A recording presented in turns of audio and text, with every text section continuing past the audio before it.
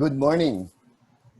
My name is John Marie Mercado from UP IE Batch 1980 and current board member of the UP Engineering Alumni Association. With me today is Malu Baklid, also from UP IE Batch 1980 and a fellow board member. Malu, say hi. May buntag sa inyong tanan. Together, we will be your hosts and moderators for today. Welcome to the second of our Imagineering webinars, a series of seminars featuring distinguished UP IE alumni talking about various topics that are relevant in today's times. Today, we're happy to host our incoming freshmen. Welcome, and provide you with insights from our outstanding alumni. This event is made possible by the UP Industrial Engineering Alumni Association in collaboration with the UP Department of Industrial Engineering and Operations Research. This event also celebrates the Golden Jubilee celebration of the UP Department of IE and OR, as well as commemorating 110 years of the UP College of Engineering. Just some logistics during the course of the webinar. Kindly turn off all your videos and mute your microphones. We encourage you to post any questions that you may have in the chat box on Zoom on the lower right-hand corner of your screen. We'll endeavor to answer all the questions in the question and answer segment after the main talk. We'll also be posting some survey questions during the course of the talks. At that time, a window will pop up on your screen with the poll question. Please answer by clicking on the option you choose. Why don't we test that? Malu, can we have our first poll question?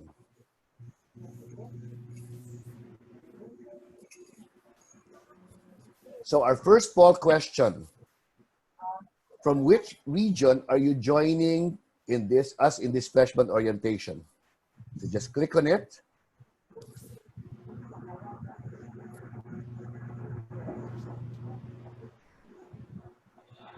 It's interesting how everything's moving. You have 20 seconds to finish answering.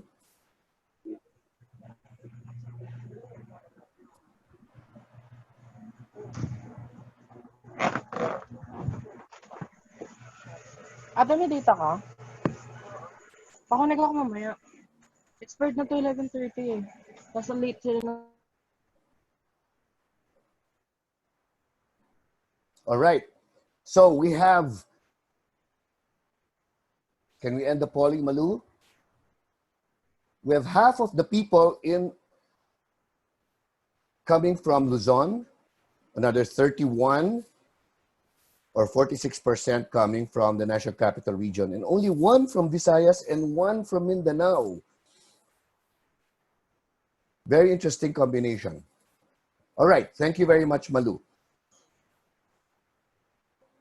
So, to start our webinar, please welcome the chairman of the UP Department of Industrial Engineering and Operations Research, Mr. Eric Laguno, to give us the welcome remarks. Eric?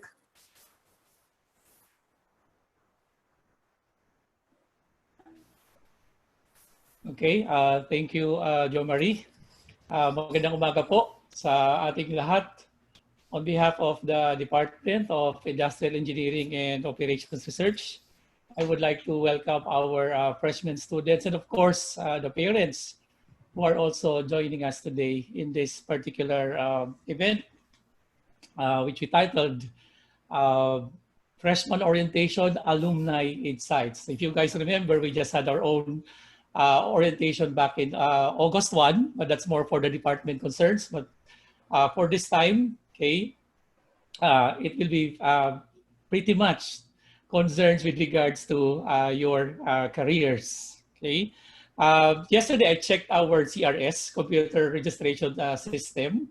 I found out that 99 already enrolled out of the expected 110 students. I also looked into our registration list, and I saw 80 80 students confirmed. So hopefully they'll be able to join our events for today.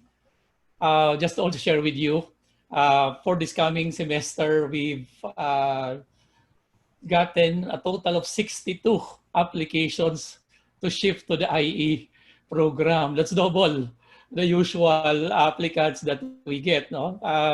And of all the departments in the college, the IE department does not accept transferees from other schools. Well, not because we think that they're not good, but because we're getting a lot of shifties coming from schools within the UP system.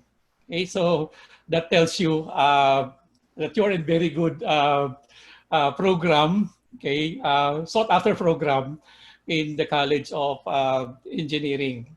So to my knowledge, this is actually the first time that we'll be having a freshman orientation sponsored by the UP IE Alumni Association in partnership with the department.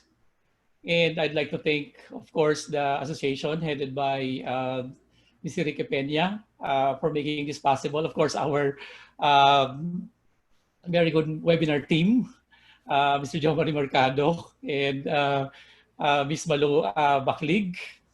And of course, thank you to our speakers for today, our distinguished alumni speakers for today. Thank you very much for making time to help our students, of course the parents as well, appreciate more what IE is all about.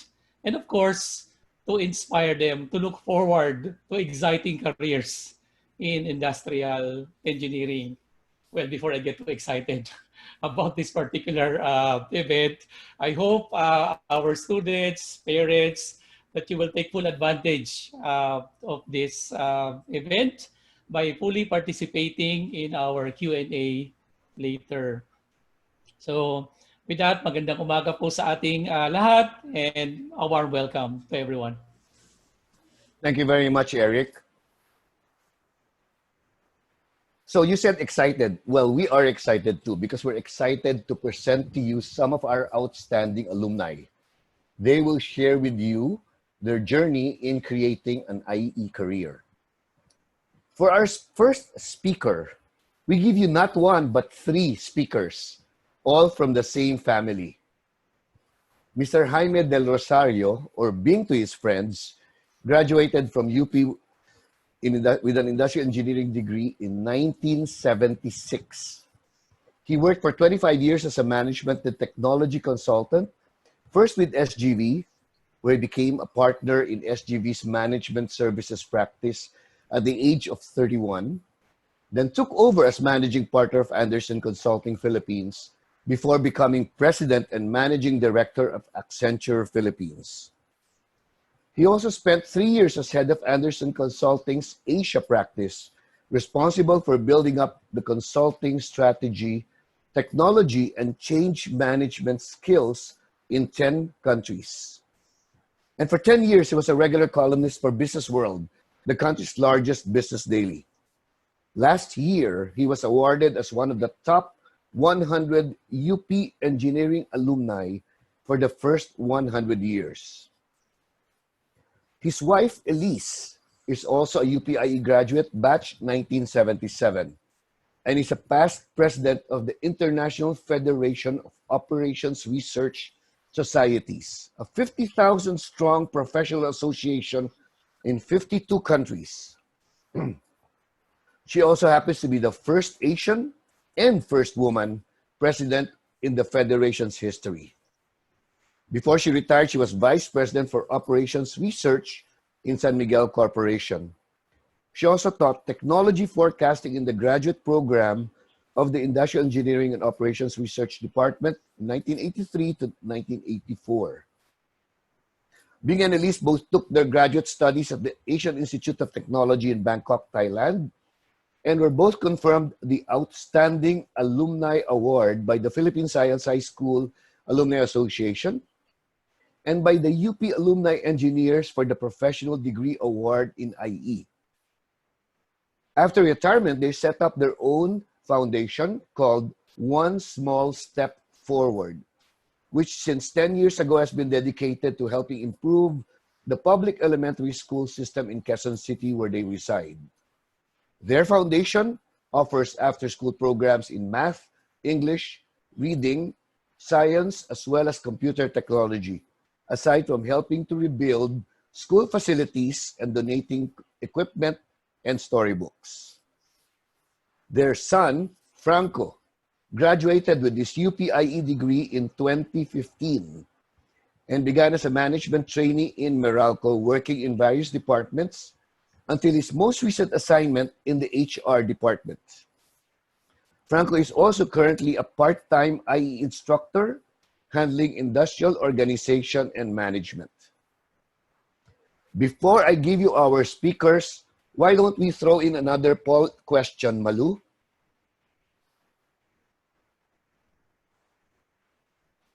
The question is, do you know what a UP Industrial Engineering does? What does an engineer, sorry for the mistake, what does a UP IE do?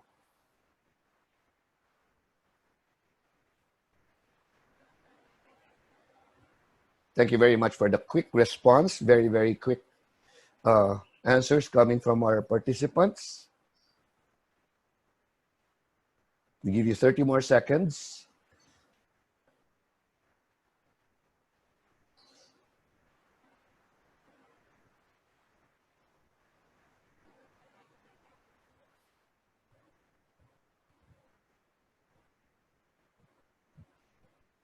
All right. Interesting. 51% of you said yes. 49% said no. So almost half-half. Okay? That's a very good kickoff point for our next speakers. So let me turn it over to you. Let me turn you over to Mr. Bing Del Rosario so that he can share with you and answer that question, why IE? Bing? Thank you, Joe Marie. Can you hear me? Yes, loud and clear. Go ahead. All right. And may I say good morning to the freshmen and their parents. So let me just share screen. Let's see if we can get this technical thing going.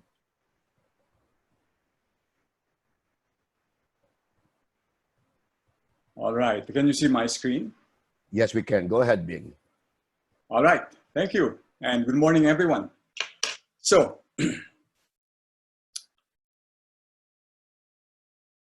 first question is, why engineering? In UP, there's business administration, there's economics, there's math or stat, there's chem or physics, or even medicine for those who are along the STEM track. Well, two reasons why engineering. First, an engineering education should build and hone and fine-tune the students' analytical thinking and logic skills. Second, for all of your 4 years, or 5 or 6, depending on how long you take, you'll be trained to recognize problems, be it math problems or physics or chem or kinetics or hydraulics or mechanics or engineering economics or operations research. Figure out how those problems should be solved, and then to solve those problems correctly. Of course, correctly, or else you flunk the course and you have to leave engineering. So the engineering graduate is a problem solver first and foremost. Now, the big question is why industrial engineering? Specifically, why not say electrical engineering or mechanical engineering or civil or chemical engineering? For myself, did I make the right choice? Well, the obvious answer to me is yes. Yes, because it's all about career flexibility. Speaking as an alumnus, IE, or Industrial Engineering, inarguably offers the most career choices. And why do I say that? You have enough programming and information systems exposure to compete with comp sci and software engineering graduates for jobs in IT, as with IBM, or Hewlett Packard, HP, or SAP, or Microsoft, or Accenture. You have enough manufacturing systems, production control, and statistical quality control exposure to compete with DMEs for factory and process operations work, like with Shell, Petron, Unilever, P&G, Johnson & Johnson. You get sufficient operations research, big data analytics, and service operations management subjects to compete for supply chain and operations optimization projects with San Miguel or Globe or Jollibee or SM or LBC. You also get exposed to sufficient human behavior in organization materials to compete for HR positions in very large companies like, say, Philippine Airlines or Meralco, PLDT, BPI, Film Life, EEI, ICTSI. You have sufficient engineering, economics, and accounting background. At least when I was in UP, we had 12 units of accounting, accounting 1, accounting 2, cost accounting, management accounting, so that you could work in a corporate planning or investment banking setting such as Citi, SM Prime, Ayala Corp, JG Summit, Lopez Holdings. You also have enough project feasibility study exposure, and that includes market feasibility, technical feasibility, financial, environmental, and social feasibility to qualify for startups or start your own. And when none of those strike your fancy, you still have the generic problem-solving skills and significant practicum experience with the various companies to apply without embarrassing yourself for positions in product design and development, in marketing and sales, in government, or GOCCs like SSS, GSIS, PAGCOR, or even in foundations and NGOs such as Ayala Foundation, World Wildlife Fund, Caritas Manila, Habitat for Humanity.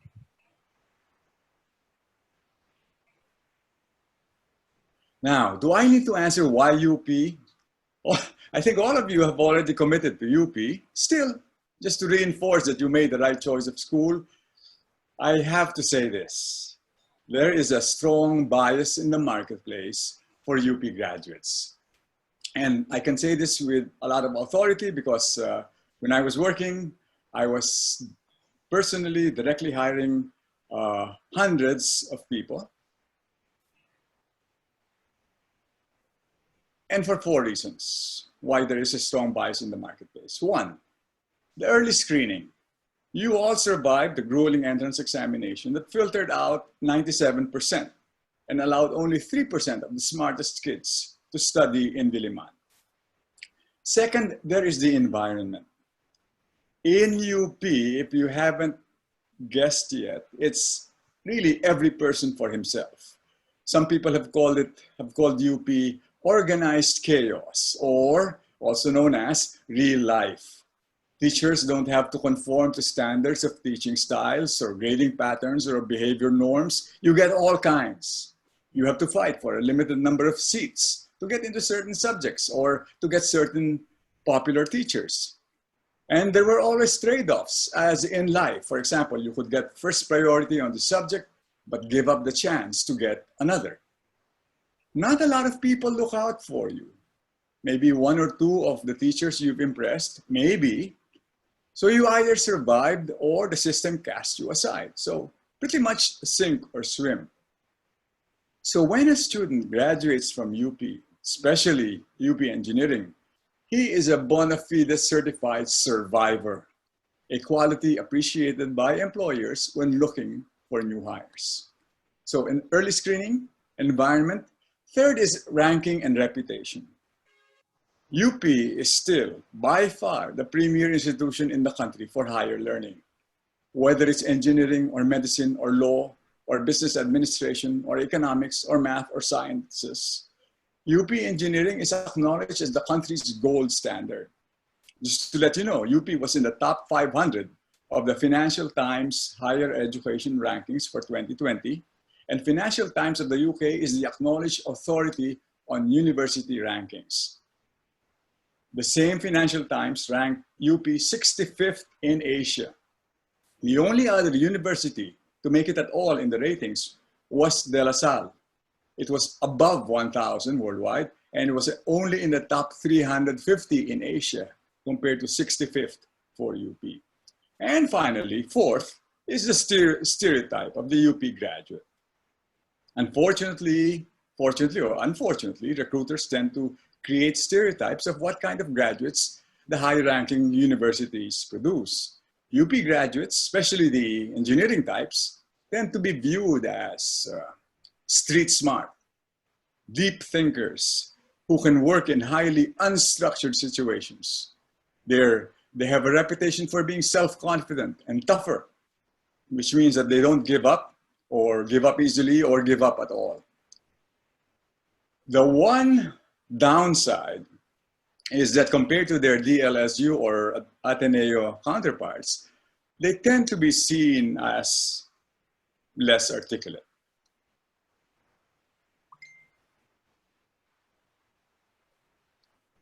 Okay, so how much of my personal success has been due to UP and IE program? My own answer is very significant. One, the inner toughness and the strong work ethic that I imbibed and internalized as I survived UP. Second, the problem-solving mindset that came from my UP engineering education. And third, the self-confidence that came from having worked with so many companies in so many sectors on many different practicum projects as required by the IE curriculum. So, allow me then to ask my co-IEs in this family about this. First, let me bring on my better half, and I do mean better. Thank you, Bing, for that generous introduction. How has my UP education influenced me? In our very first IE course, we were brainwashed that it is wrong to say or even think, why fix it when it ain't broke? Our mantra then was, there is always a better way.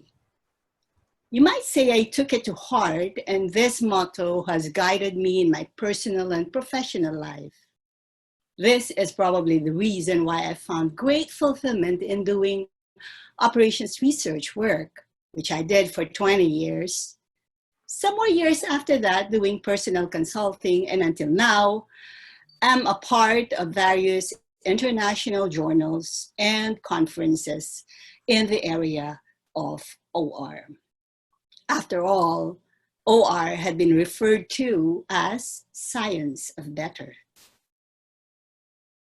It was interesting that the reason cited by most of you on why you are taking up IE is the flexibility. This was also mentioned by Bing earlier. And let me tell you my story. Upon graduating from the BSIE course, I was immediately accepted to work with the newly organized management consulting group of the Sumo Computer Services Corporation, the main business of which was to offer IT services. My group dealt with the improvement of existing processes before computerization in order to yield the expected efficiencies. After graduate school, I did finance work with the First Philippine Holdings Corporation and later joined the Operations Research Department of San Miguel Corporation. The range of my involvement with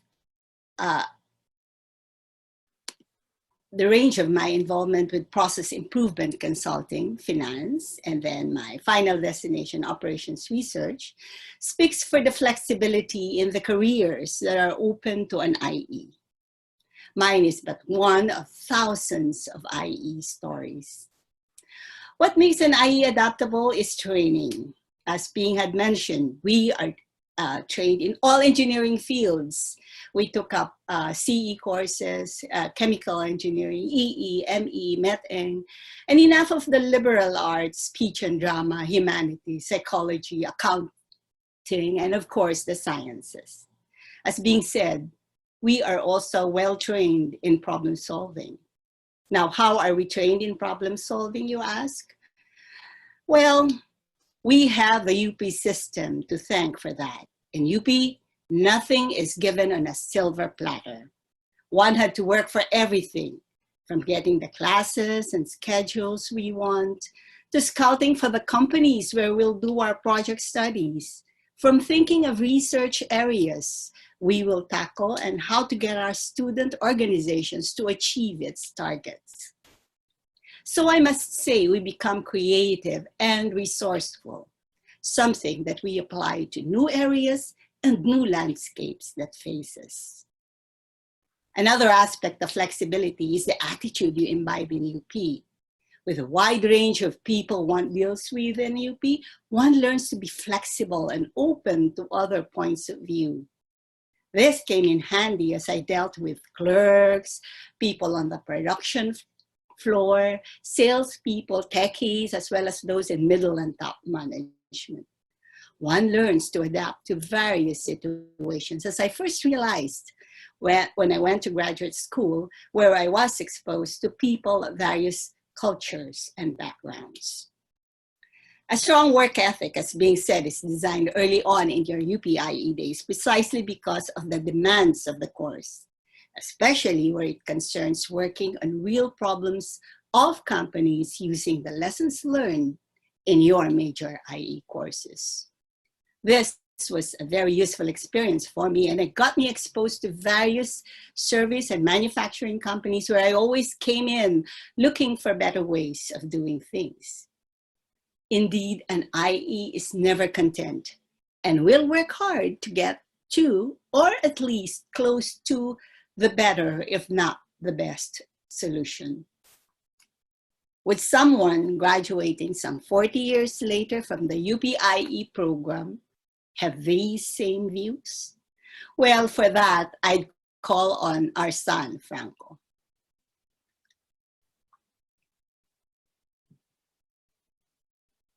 All right, thank you so much for that. So you guys have heard from my father, who graduated UP Industrial Engineering. You heard from my mom, who also graduated UP Industrial Engineering. So I can't deny that my decision to take on UP Industrial Engineering was partially influenced by both my parents. But what really happened was when I actually got into UP IE, I learned to really love the course. So much so that almost 10 years later, I am now teaching. I teach IE 31, Organization and Management. And also, I am a full-time employee of Meralco. So 5 years ago, in August 2015, I was hired as a management trainee in Meralco, power innovator or management trainee. What that entails is I would rotate around different departments to see where I would be most appropriate, where I would be most suitable. And I would be also prepared for possible leadership or management roles in the future. So my first rotation was in IT. I did lots of data analytics and statistics. My second rotation was in corporate strategy. I did lots of strategic planning and insights. I was also in human resources, specifically organizational development. And my final rotation and my current assignment now is in talent management and employee engagement. So that involves really understanding the needs and wants of employees and ensuring that we're able to deliver to them so that they'll be able to excel in their work. So as you can see, my experience was kind of all over the place. And I really have UP IE to thank for allowing me to have that versatility to go from rotation to rotation. And one thing that I personally learned, and if I might get really, really personal for a second, I had this expectation on myself in all of these rotations where whenever I started a new rotation or a new job or a new work or a new project, or even like you guys now, a new school, I would have this expectation, or I would be like, oh, I'm gonna be the best. And I'm going to pick up ideas so easily, and I'm not even going to ask any questions because I'll know it all already, and there'll be no struggle because it's going to be so easy. And that's really not a realistic way of looking at things. No, you shouldn't have to put that much pressure on yourself. And it's okay not to know everything. Or if you're really new, not to know anything because you're new, that's expected. But what I found worked for me was to really keep asking questions and keep seeking guidance from my mentors, my bosses, my colleagues, my coworkers, my peers, my friends, my org mates. You just keep asking questions, keep reaching out to them. And also, I had to remain open to new ideas, to new ways of doing things. And I think also one of the most important things I learned was to learn how to learn. I had to learn how I best properly processed information. I had to gain some self-awareness, some self-insight. I had to learn how to approach problems and decisions. And this is really something that UP IE instilled in me. It's really thanks to UP IE that I really have this skill. Now, when I approach projects, I approach decisions from a very systems perspective. I look at what is the input, what is the process, what is the output. I approach processes with a view to optimize them. I always think, how can I make this process more effective, more efficient? If there's a process that's like 1, 2, 3, 4, 5, 6, 20 steps, I think, okay, but can we get this down to 3 steps, 4 steps, and make it easier to understand, make it faster? So that's really a skill that UPIE helped with me. And it's not something that you could really learn overnight. You can learn the basics, but to really internalize that skill, I think you need a lot of discipline, a lot of practice, and a lot of study. So that's something that UPIE can offer. And that's all for my segment. Thank you so much for listening. And to those, because I'm a teacher right now, to those who actually might become my students, I'm looking forward to seeing you all and learning and growing with you. So I'm going to bring you back to my father. Thank you, Franco.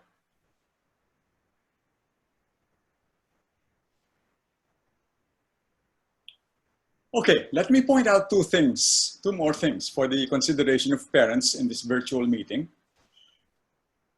First, if you'd like your child to become an independent person early, making decisions on their own, such as how they balance their academics and extracurriculars, how they find their own identities, becoming confident in their own skills, facing life issues earlier rather than later, then UP's live and let live, swim with the sharks environment is probably appropriate. Sure, there will be temptations. That's the part of the laissez-faire environment in UP, whether it's fraternities or social clubs or athletics or political groups or religious organizations, you get them all. But it's part of growing up, as long as your child trusts you and confides his life choices with you. Second point for the parents, no one can be certain if by 2024, when you expect your child to graduate, or 2025 or 2026, if the labor and economic environment will be out of the deep funk that the world is in right now because of the pandemic. If by 2024 it's all great news, then great, everyone will be hiring. And you know what they say, in a strong wind, even chickens can fly. But what if not? Then only the best will be hired. And your child will need to have come from the best school, with the flexibility afforded by an IE degree, with on-the-job training and extracurricular experiences that make him or her attractive enough to be hired. Now, For the incoming freshmen, a few final words. Of course, it's not just the education. Other factors will contribute to your career success, as your parents well know. Among them, the companies or company that you will work for, the organization or organizations that you will hitch your wagon to, especially your very first employer. It should not be just about the salary. Is your organization a meritocracy? Is it an enlightened organization? Is there strong leadership in management? How good is the strategy? Also, your own intelligence, your raw IQ, your EQ, your analytic skills, your street smarts. Third is how hard you will work. Because all things being equal, if A spends an hour more at the office each day than B, well, he'll produce more and get recognized faster. Young people tend to think of quality of life too early. They also tend to mistakenly subscribe to the maxim, work smart, not work hard. Fourth, your ambition, the extent of your ambition and desire to succeed and get ahead, and coupled with your willingness to make the sacrifices. And final point, and probably the most important point, is the breaks that you get. Because yes, luck has a lot to do with your future career success. So let me end with an incomplete, relatively short but an incomplete list of UP IE alumni. And these are just the alumni I personally know who have been successful in their various fields and have been recognized as outstanding UP IE alumni by the UP IE Alumni Association, or the UP Engineering Alumni Association, or the UP Alumni Association. And I've divided the long list into 5 sectoral tracks. One or two of them you might actually know or have heard of, or possibly be even related to you. The longest you would expect would be in industry and services, and there have been so many outstanding alumni. I won't go through all of them, and of course they're sequenced according to their year of graduation. So for every sectoral track, I'm always going from the oldest to the youngest guy. First on the list is Jose Manrique. He was the general manager for Toyota USA Manufacturing Division. Second, Val Reyes. He worked for almost his entire life with Intel. He managed the assembly manufacturing, he managed splash manufacturing, he managed the environment, health, and safety. He was moved to Intel China, and he managed assembly manufacturing for Intel China. He then moved to Intel Asia, where he was the environment, health, and safety in charge. Mars Mendoza, he was the CEO of Vista Land, of the, as you know, Cynthia and Manny and Camellia Homes. Norman Macapagal still runs EEI's Middle East operations as Executive Vice President. As some of you may know, EEI is the largest overseas Filipino contractor in the international market. And there's those two guys, Bing Del Rosario and Elis Del Rosario. Monse Gusmundo, he was a Senior Vice President and Head for HR and Corporate Communications, initially at PLDT and then with Meralco. He was also formerly the HR Director for Wyatt Asia. How about Joe Marie Mercado, our MC for this morning? He was the Business Development Director for Convergys Philippines. He was the National Technology Officer for Microsoft and was the Executive Director for the IT and Business Process Association of the Philippines. Take Edwin Reyes. When he was working in New York, he was the Deutsche Bank Global Head for Depositary Receipts Business. He came and resettled in the Philippines and was hired as the BDO, Executive Vice President and Group Head for Transaction Banking. How about Noel Temprongo, whom you will hear later on? He is currently the VP and General Manager of Century Pacific Food. Or Mon Hoc Son, country manager for IBM, and now the senior vice president for operations at BPI. How about Jody Gadia, the general manager for Robinson's Supermarket and head of Robinson's Retail Group? Or Ricky Banaag, Intel Philippines, the country manager, was, and now the CEO of DFNN, the largest online gaming company in the country. Or Jajo Quintos, the country manager for IBM, and I think still a board member of the Cultural Center for the Philippines. How about Jeff De Leon? He is the vice president for operations at Golden ABC. Some of you know Golden ABC. That includes Pen Shop, Regatta, Memo, and other fashion brands. Or Joseph Fee, executive director and group president of the Hong Kong-based air freight and logistics powerhouse Li and Fung. I think they're the largest logistics company in all of Asia. How about Roland Gaerland, Chief Operating and Marketing Officer of Solar Philippines? Some of you may know Solar Philippines is the country's largest solar energy provider. Jeng Pascual, the Finance Director and still Country Controller of Shell Philippines Exploration. He was voted the FINEX Chief Financial Officer of the Year for 2014. Or the current president of the UP IE Alumni Association, Vicky Peña, who's here with us. He's the general manager now for PT&T's fixed broadband business. He was formerly the senior vice president for digital mobile and Sun Cellular. Or Kaloy Umali, a competitor of his. He's Globe Telecom's head of fleet management, warehousing, and inventory planning. Take JJ Alano. He's currently the Jollibee president and was a GM for Mang Inasal as well. Or Robert Sun, the regional managing director for AS Watson's Asia. He currently supervises 1,600 stores, Watson stores, all over Asia. Jerry Rapes is the CEO of Amihan Global Strategies.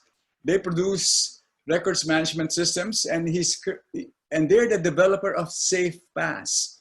It's the COVID-focused software used by the local governments to facilitate incident tracking, protocol management, and back-to-work clearances. Archie Sabado is the HR director for Jollibee. Mikal Ralionza, currently a director for UP IEAA. He's the vice president for Security Bank and head of its personal loans division.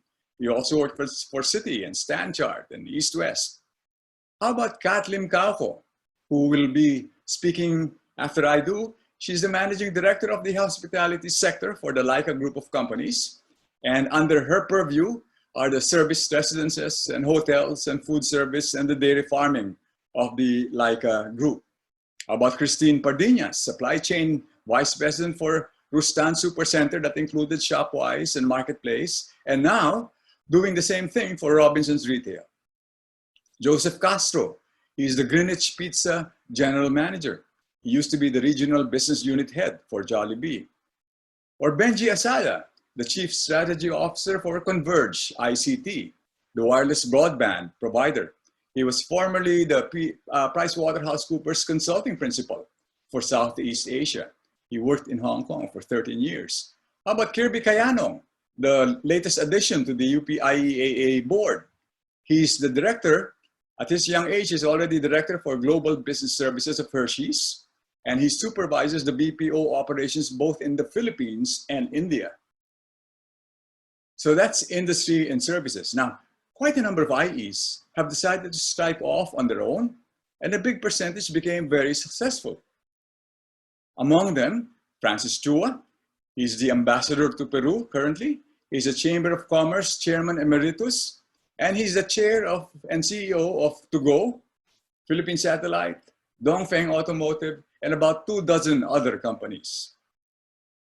Peter Valdez, he died a few years ago. He was an IBMer in New York and then left and co-founded the Austin, Texas-based Tivoli Systems. They created a software to control complex corporate networks, which when IBM found out, they said, we have to have this, and they bought Peter Valdez's Tivoli systems for nearly $1 billion. So when Peter Valdez passed away, his net worth was nearly $1 billion. How about Annie D, the president and general manager of Teresa Marble, which is the country's largest exporter of marble with a monthly capacity of 30,000 square meters of marble tiles and slabs? Or Nikki Villaseñor, the CEO of Philippine Hybrid Energy Systems, which is into wind power. Mac Fojas, the founder and CEO of 77, an IT outsourcing organization. Dante Briones, the founder, chairman, and CEO of Sason by Solar, which obviously from the name is into solar power. He was also the former CEO of Buy and Trade, the e-commerce pioneer in the country. Or Enrico Ibana, the founder and CEO of Info Builder Technologies. They developed a document management system that is in use by several large companies.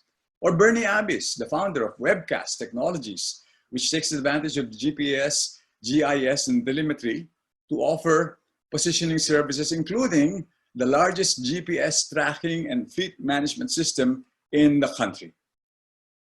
We also have had quite a number of IEs, believe it or not, who took on prominent government roles.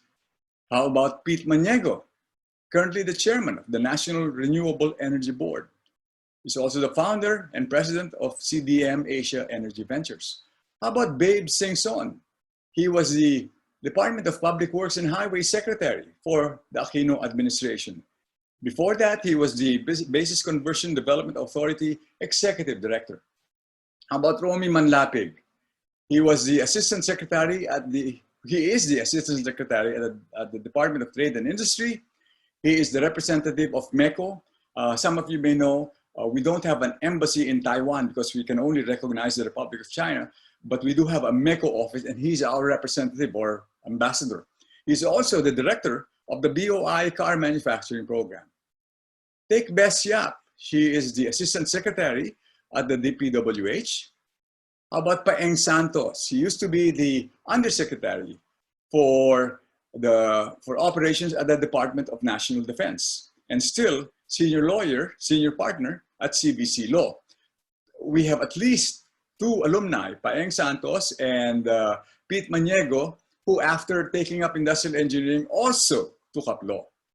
How about Jeremiah Spall? He was the Undersecretary at the Department of Finance under the Aquino regime, and he was responsible for the sin tax law.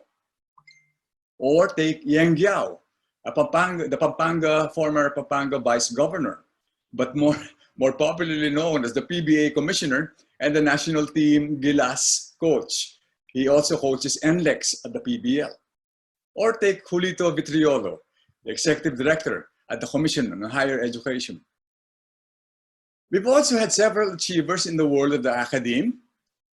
Ega Atanasio was the College of Engineering UP Dean and was Vice President for Planning and Finance. He's still I think he is still the Commission on Higher Education Technical Committee Chair for Industrial Engineering that dictates or creates standards for IE all over the country. Take Chito Calingo. He was the Dean of the California State University and then became president of the Woodbury University in California. Then he and with his wife moved back to the Philippines and he's the president of Holy Angel University in Angeles City. Take Aura Matias, the College of Engineering UP Dean, was the Dean. She was a 10 outstanding young women and she's the lead advocate at this time for the certification program for professional IEs in practice. Or Leah Makatangay, Academic Director for Thames Entrepreneur School of Asia, and also still the College of Engineering Dean of the Central Colleges of the Philippines. Take Doji Simon, New York University Global IT Director. Some of you may know some of the big name universities in the United States have campuses all over the world. NYU has campuses in the Middle East, in Asia, in Europe, etc. He's the Global IT Director for NYU. He's also a thought leader and author in artificial intelligence. Before that, he was the IT Vice President for the largest insurer in the world, AIG. In the field of development and NGOs, we've also had some breakout stars. Take Job Yap. He's the president, or was the president, of the Philippine Institute for Development Studies. That's the think tank for macroeconomic policies and applied econometrics by sector. Take Jesse Ang. Jesse was the first Filipino head of the International Finance Corporation, which is the investing arm of World Bank. On his own, pretty much on his own, he fostered the public-private partnerships in the country. Or, say, Edgardo Tongson. He was the executive director for the World Wildlife Fund in the Philippines, and also the executive director for Haribon Foundation. So we have a pretty long list, and that's not a complete list of all the awardees in industrial engineering. And I apologize for skipping through some of the names because time would not permit. But I hope it gives everyone a strong sense of how many people have already achieved with an industrial engineering degree. And I hope that it assures the freshmen, as well as their parents, of the wisdom in having raised your hand for UP Industrial Engineering. So with that, I conclude my talk. Thank you very much. Thank you very much, Bing. Thank you very much, Elise and Franco. Very, very interesting talk and very, very inspiring. Kitang-kita ko kanino nagmana si Franco.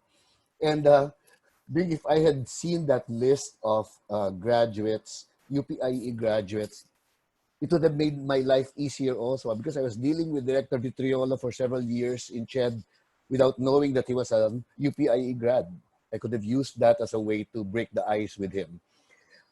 And when you were talking about why UP as against why, not just why IE, this is what I always tell people when they ask me where I graduated. I tell them, I come from the school where if you flunk our entrance exam, then you apply in Ateneo or LaSalle. That's how you get the attention of your audience. All right? So, thank you very much. Some people have started posting questions in the group chat. Please continue to do so, and we will try to answer them during our Q&A portion later on. At this point, though, let's move to our next speaker. The Del Rosarios graduated in the 70s and 2015.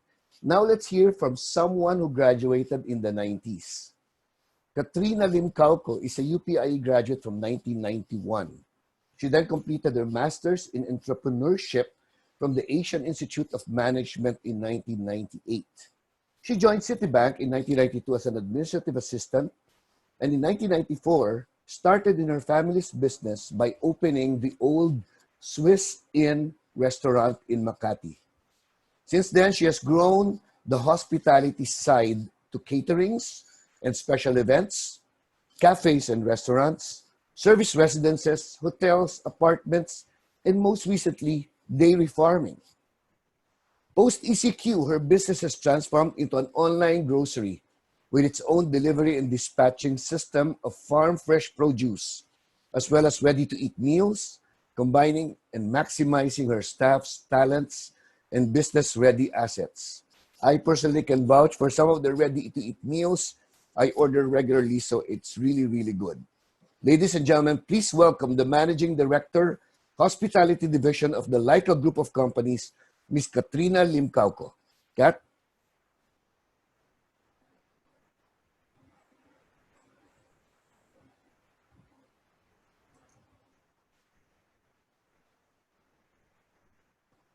Thank you, Kat? Jo Marie, Yeah, there you go. Yes. for the endorsement. And, I really appreciate it. Anyway, I just want to say welcome and greetings to all of you incoming freshmen and your parents. This is a happy day, I hope. Certainly, it was a happy day for me when I entered. UPIE has been a very big blessing in my life, and I'm here to share that with you. So welcome to UPIE, the best course you can take, in my opinion, in my expert opinion. And so I was asked to share with you, why did I choose UPIE? And well, if you listen to Bing, who was a very inspiring speaker, I was just commenting that if he was a speaker when I entered freshman year, I would be so lucky. Choosing UP is a no-brainer. It's the best university, has the best reputation among employers. UP calling card gets you indoors that like nothing else. But why industrial engineering? And how has industrial engineering helped me in my career or journey through entrepreneurship? So let me start with a picture of this very famous man.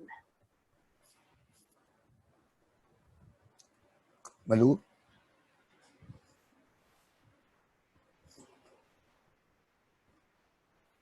Malu, if you could have the poll question, please. There you go. Okay, so who of you can recognize or know who this man is? There's a poll coming out, and just answer the poll, and maybe we can see the results.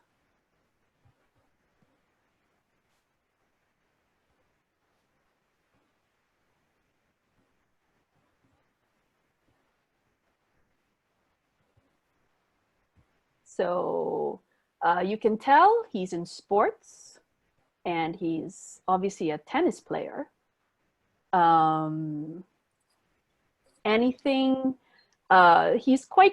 He recently retired, and I'm not sure if the young ones will know him, but maybe the parents will.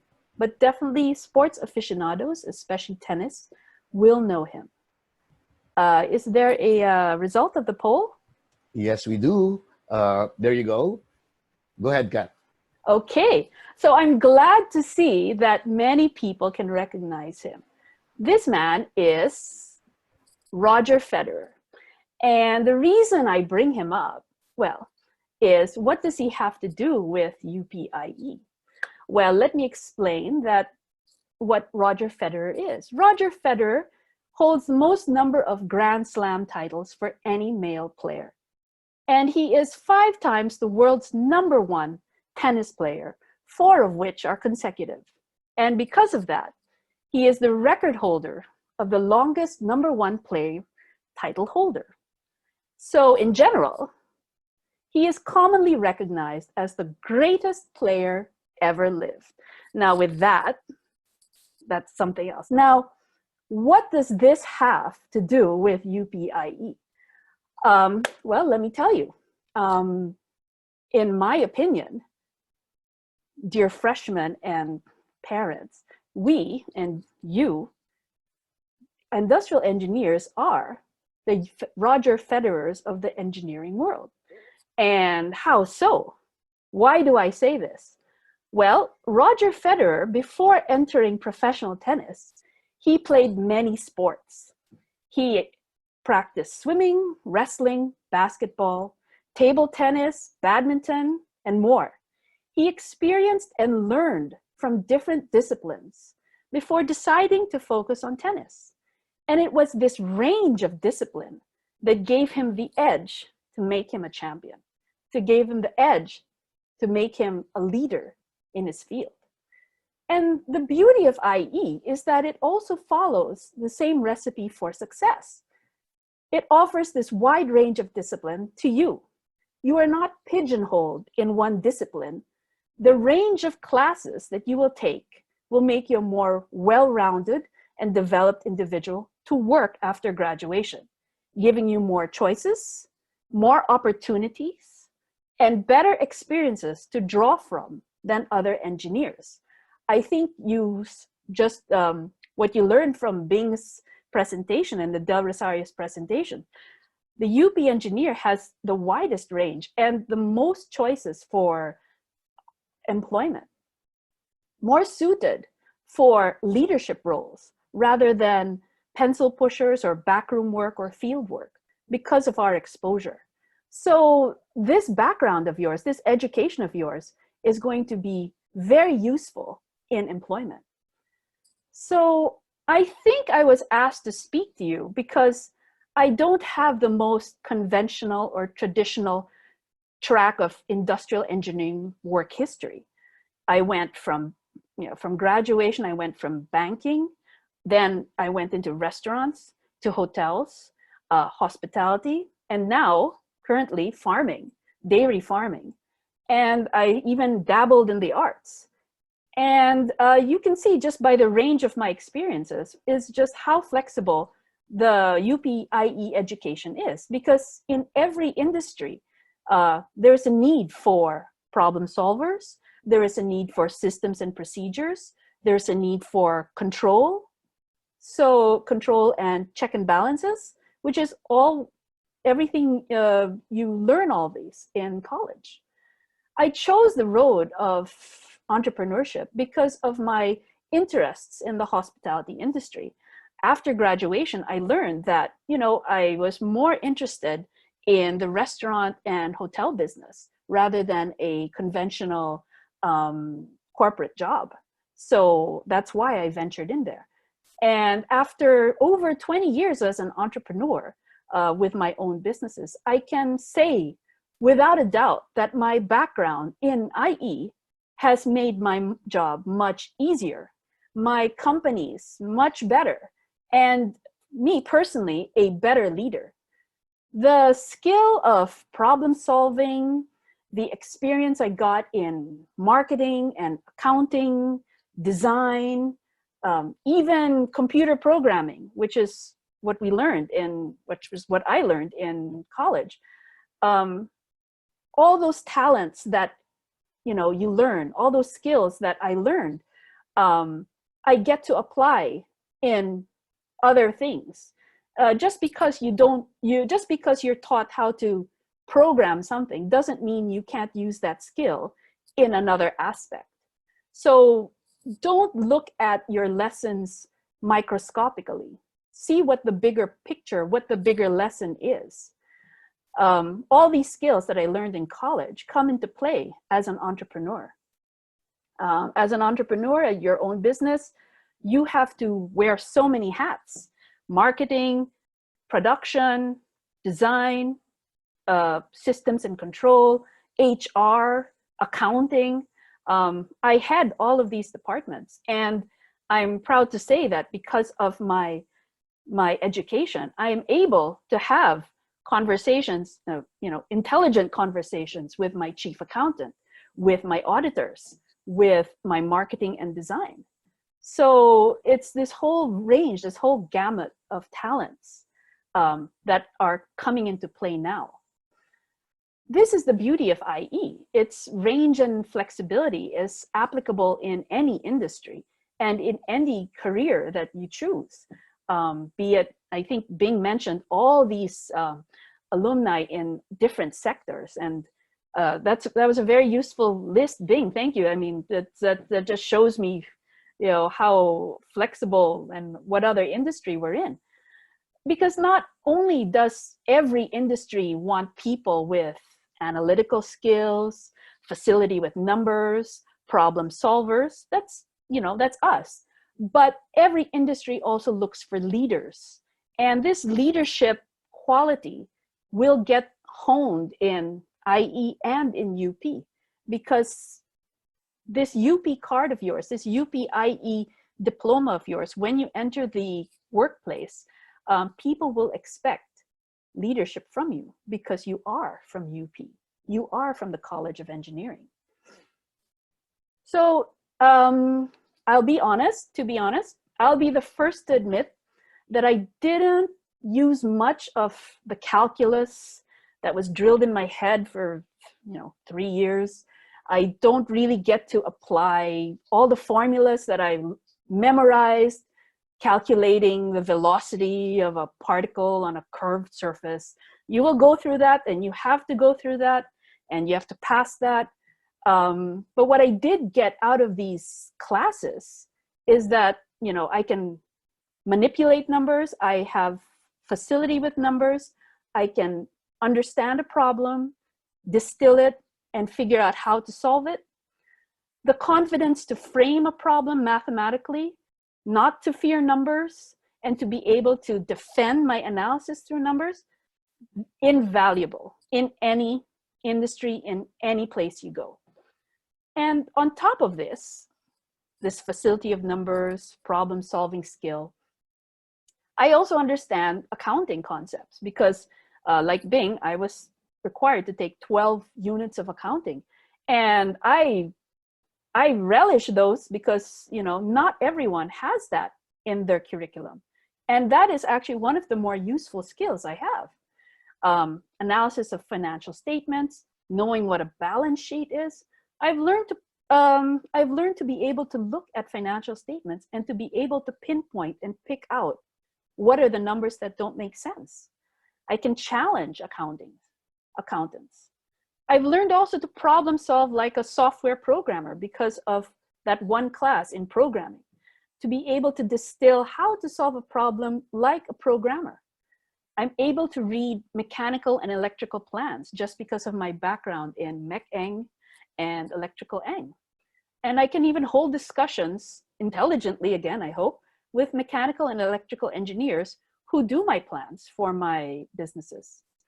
I even have a smattering of economics because of the 3 units that I had to take. So what I'm trying to say is an industrial engineer like you in 5 years or 4 or 6 can enter many fields. And this is an advantage today. All industries, all companies need systems and procedures and problem solvers. But on top of this, we also have the understanding of finance, marketing, IT, economics. This is what our edge is. More so now, during this pandemic, every expert has said that the world will not be the same again after this pandemic. When the vaccine comes, even when we are out of quarantine, people's habits will change, businesses will change, corporations will have to pivot to a new product. And when you graduate, you will be facing this new normal, a world that is new to everyone. So no one has answers. And in this world of unknown or uncertainty, of new opportunities, of new beginnings, a person with range and flexibility, as well as the discipline in numbers and analysis, will have the edge in whatever the new normal will bring over someone who is very boxed in. So lastly, you are not, I just wanted to throw this in, not only are you from IE and the College of Engineering, you are also from the University of the Philippines, Diliman. And playing that UP card has been invaluable to me and will be very useful to you in opening doors and opportunities.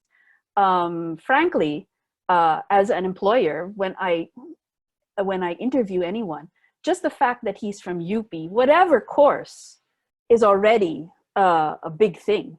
What more if it's from the College of Engineering? And what more if it's from IE? So make sure you use that UP card, get to know your network, get to know your alumni, because they will be, you know, Bing was talking about breaks. These can lead to breaks for you. No matter what field you enter after graduation, great things will be expected from you because you are from the University of the Philippines, because you are from the College of Engineering. So in summation, I think UP IE will not only teach you to be engineers, you will also learn to be future leaders. We need more Roger Federer champions in the world, and we need more people like you, people who start out broad and embrace diverse experiences and perspectives while they progress through life. We need more people with range. So congratulations to all you freshmen. You are just beginning a great adventure. College is one of the highlights of anyone's life.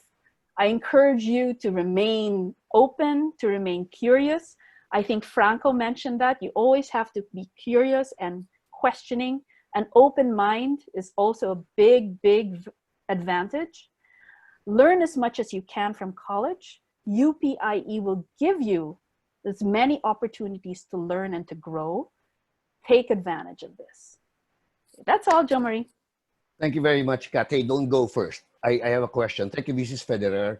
Well, obviously, you're not just a successful entrepreneur. I can see from your backdrop that you are a successful Quidditch athlete. Is that you and your husband playing Quidditch? Which one? There, behind you, the picture. There's a picture of Quidditch. As in Harry Potter? Yeah. You don't know your shelves? No, actually, my husband was the one that designed that. So Oh, there you go. he's the dog lover. I was like, I don't know what you're putting there. Just put the bottle of wine. All right. That's mine. The bottle of wine is mine. Okay. So congratulations. And thank you very much. I mean, it's really very interesting how you shared with us how you used your IE skills in your journey and your success as an entrepreneur. So Yeah. don't be boxed in exactly what you're saying. Thank you, Yeah. Kat. Welcome. Thank you. Okay, our third speaker is from the 80s. Noel M Temprongo Jr. graduated with a degree of IE in UP in 1982. He has over 30 years of experience in the food and packaging industry, working in such companies like San Miguel Packaging Products, Magnolia, San Miguel Pure Foods, Frabel Foods, and the Century Pacific Food Incorporated. His specialty is in general management in fast-moving consumer goods and business-to-business industries. Currently, he's the Vice President and General Manager of the coconut business of Century Pacific Food Incorporated. Noel is married with 5 kids, with 1 wife, and he was conferred the Professional Degree Award in Industrial Engineering given by the UP Alumni Engineers in 2007. I do have to plug this in also. Noel is also an entrepreneur on the side. He's one of the owners of Perfect Pint. Go there for your really good beer. Please welcome Noel Temprongo.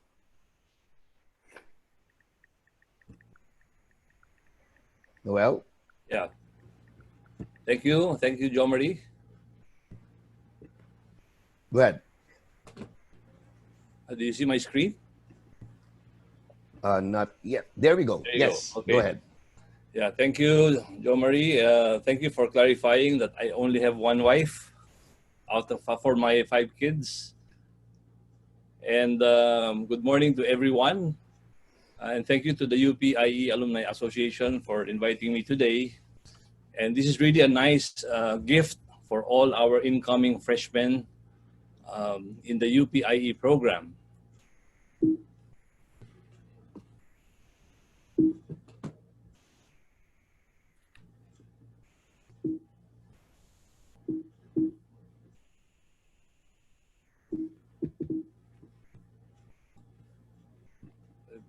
Okay, so to start with, this was a photo taken 38 years ago and many pounds ago of our UP Barkada. So this was in 1982 when we graduated. When we look back, we always remind ourselves with our favorite saying that nung araw, nung nag-aaral pa tayo sa UP, walang laman ng ating mga bulsa, kundi ang ating mga pangarap. And on the right is our fairly recent photo, many years later and several pounds heavier. Modesty aside, this group of friends produced 5 distinguished IE alumni recognized by the UP Alumni Engineers over the years. Mon Hokson became the president of IBM Philippines and at one point was the highest ranking Filipino in the IBM world. He finally decided to come home and is now the chief operating officer of BPI. Dante Briones occupied CIO or chief information officer positions in at URC, JJ Summit, and Coca-Cola. President of Buy and Trade, as being mentioned, and he is now serving UP as Vice President of the UP Engineering and Research and Development Foundation, Inc. My friend Jody Gadia is now Managing Director and GM of the Robinsons, Rustans, and Shopwise Group. And Rico Ibana owns his own software development company. So not bad for a bunch of guys who used to frequent the area 2 of UP so that we can eat the pork chop with unlimited rice for only 5 pesos because we had to get by and stretch our limited allowance. It might also interest you to note that just last Thursday, one IE graduate from the same batch, 1982, was in the headlines for bringing one company to become the highest valued US company at a whopping $2 trillion, Apple Incorporated. That's their CEO, Tim Cook, from IE batch 1982. Yun nga lang, hindi siya taga-UP. He is from Auburn University, Alabama. Once you graduate, it is normal to dream that your career will follow a straight line success. However, it is rarely the case. It can look like a crooked path with a lot of twists and turns, and which resembles my own journey. I owe UP a great deal of gratitude because I was part of the Grants in Aid program for the financially needy. My tuition fee was just 24 pesos per semester, and I was even given a stipend so that I could buy my books. My career took off with San Miguel's packaging products business, which manufactures glass bottles, crowns, metal caps, two-piece aluminum cans, plastic cases, and my personal favorite, the plastic pallet, because I was the one who launched the first manufactured plastic pallet in the country sold to our beer business.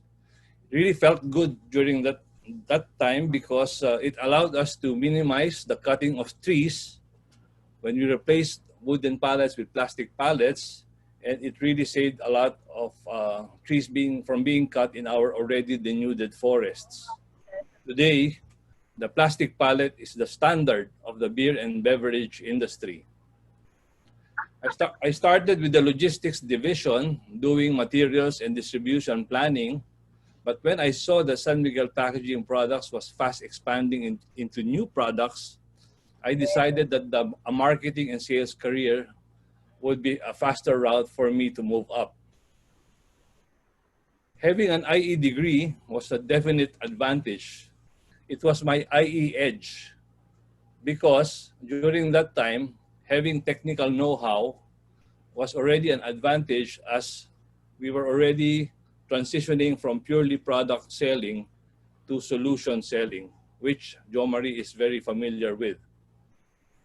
I would not have been able to sell the idea of shifting from a 400 peso per piece wooden pallet to a 5 times more expensive plastic pallet if I was not an IE.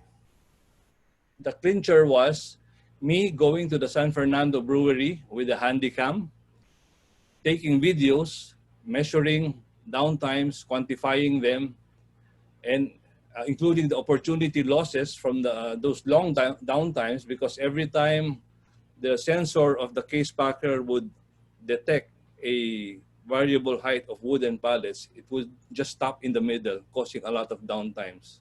So I had to quantify them, made my case, presented the business case to the top management of the beer division, which approved the project. So my industrial sales and marketing career flourished very fast until I got what I wished for, to become a company officer and assistant vice president in San Miguel. My former boss in packaging became the president of San Miguel Foods, so he transferred, and he asked me also to move to the food group with him as national sales manager of Magnolia Incorporated, selling butter, margarine, and cheese to supermarkets, the general trade, and the food service segments. Shifting from an industrial selling to a retail selling setup was not really easy for me, and it required a leap of faith and a big adjustment. But if I hadn't done it, it would not have paved the way for my first GM position as General Manager of Great Food Solutions, which is the food service business of the entire San Miguel Food Group, where we sold all products such as Magnolia chicken, ice cream, butter, margarine, and cheese, Monterey meats, Pure Foods products, Pure Foods flour, cooking oil, to the to the food away from home segment or the food service segment. And these are the hotels, fine dining restaurants, the fast food companies, bake shops, commissaries, and convenience stores.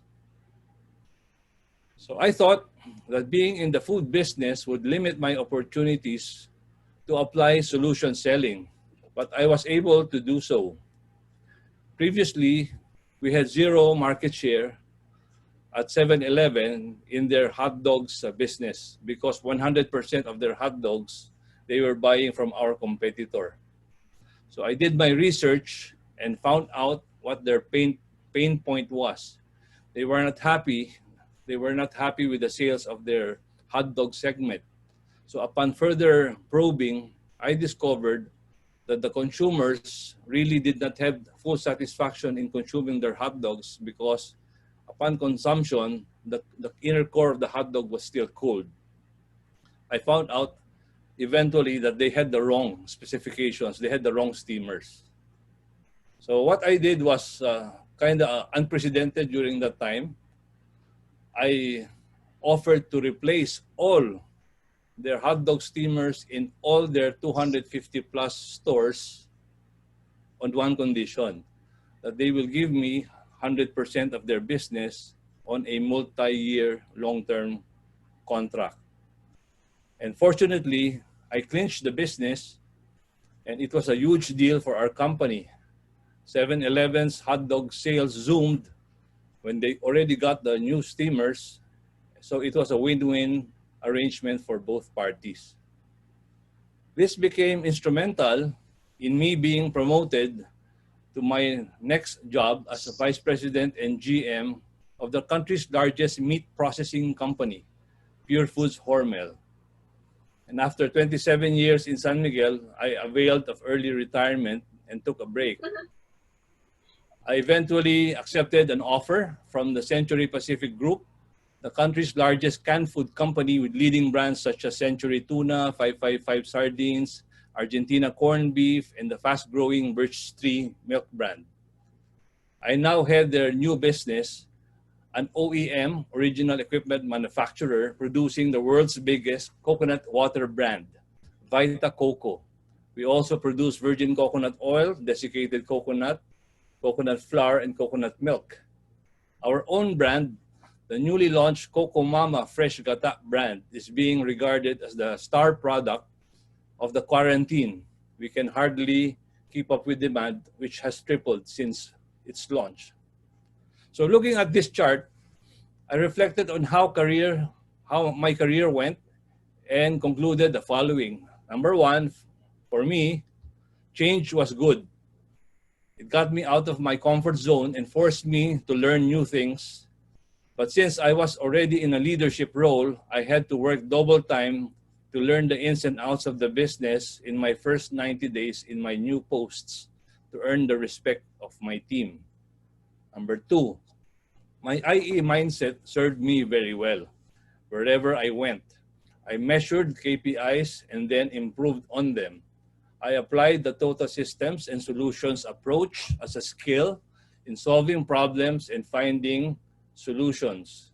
And number three, this total systems mindset required the ability to work with people from various functional areas.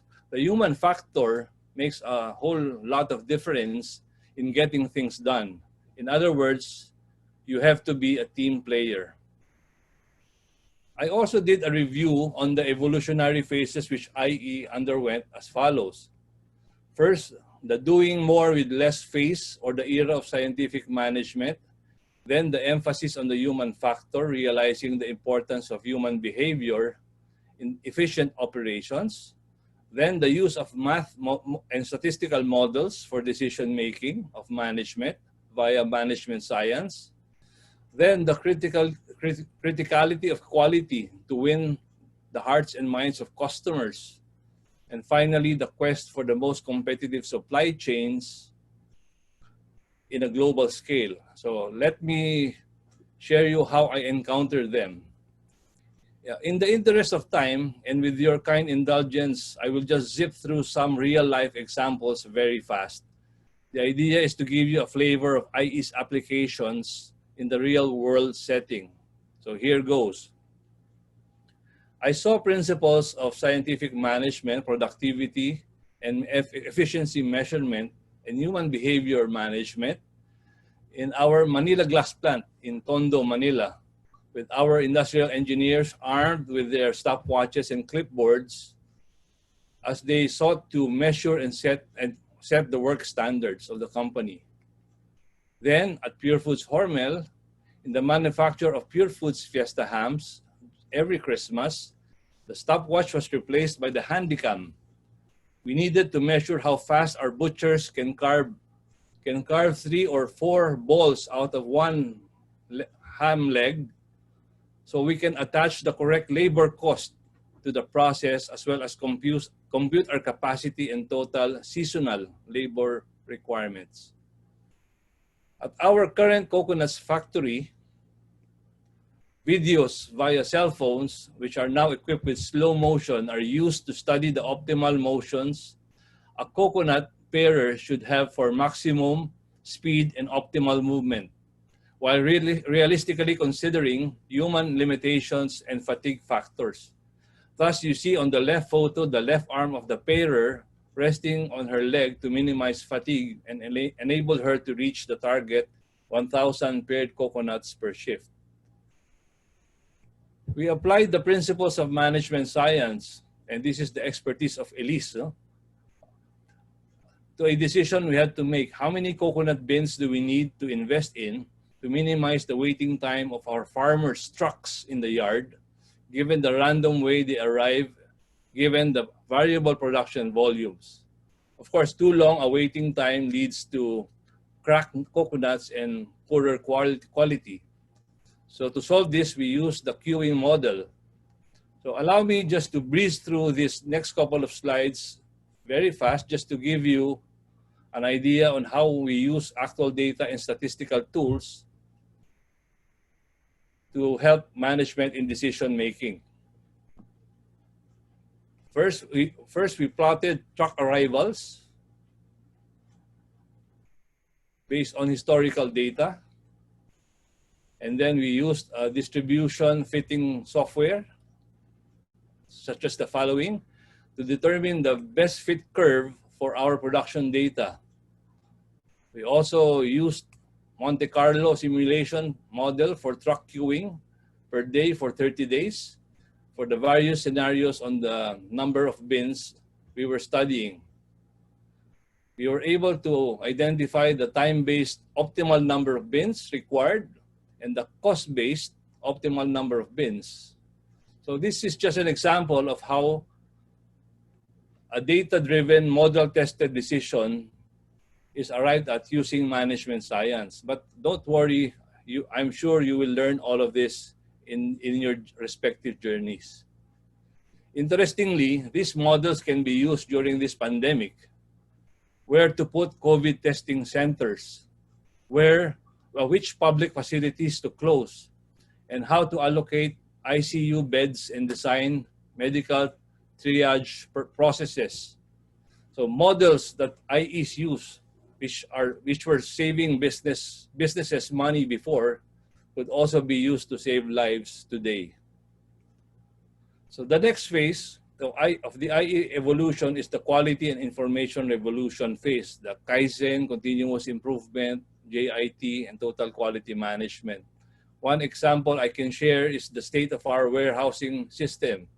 And these were the problems before.